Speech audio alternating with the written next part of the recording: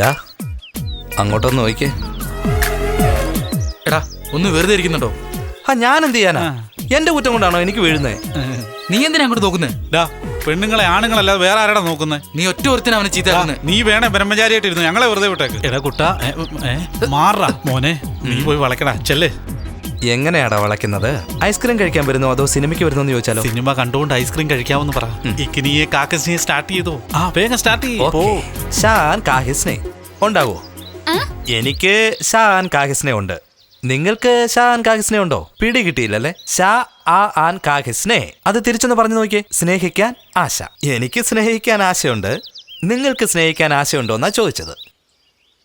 ഇനി പറഞ്ഞു, എവിടേക്കാ പോണ്ടേ? സിനിമയ്ക്ക് പോണോ അതോ ഐസ്ക്രീം കഴിക്കാൻ പോണോ? നമുക്ക് നിങ്ങൾ അരവിന്ദല്ലേ?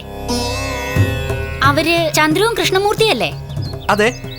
ഞങ്ങളെങ്ങനെ നിങ്ങൾക്കറിയാം? ഞങ്ങൾ അമ്മുദയുടെ ക്ലാസ്മേറ്റ്സാ. ഞങ്ങളെ ഓർമ്മയില്ലേ?